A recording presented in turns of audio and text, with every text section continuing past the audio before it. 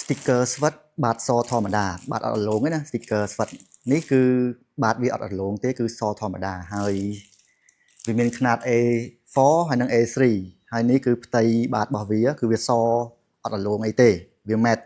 និយាយអង់គ្លេសប្រភេទ matte ណាហើយបាតខាងក្រោយវាគឺវាមាននេះកាឡាវាអញ្ចឹង sticker នេះគឺ sticker ស្វិតយើងយកមក print ធ្វើ sticker អីហ្នឹងបានហើយ sticker ប្រភេទ matte នេះគឺ sticker ស្វិត print ជាមួយទឹកថ្នាំខាប់ក៏បានទឹកថ្នាំរាវក៏បាននេះយើង print ជាមួយទឹកថ្នាំរាវ print មកគឺស្ងួតភ្លាមជាប់អត់មានអីបតេបតាអីមកប៉ះអីទៅប៉ះទឹកថ្នាំខូចអីណាហើយ quality គឺអែមរបស់គេដែរហ្នឹងអា sticker ប្រភេទហ្នឹង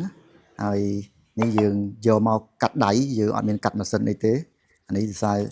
មួយខ្លះគាត់ថា sticker តើកាត់ម៉ាស៊ីនមែនមិនបាច់តើកាត់ម៉ាស៊ីនទេកាត់កបិតក៏បានកាត់ត្រៃក៏បាននេះ admin កាត់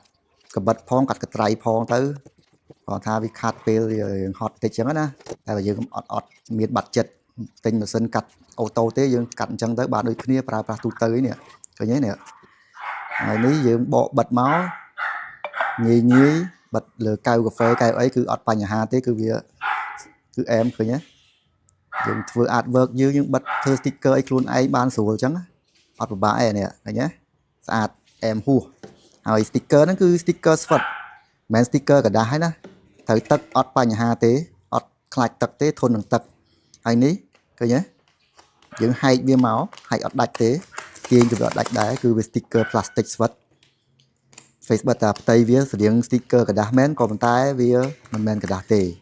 ណែឃើញទេ admin ទាញ admin ហែកអត់ដាច់ទេនេះប្រឹងកម្លាំងរើសចាស់អស់ហើយអូខេ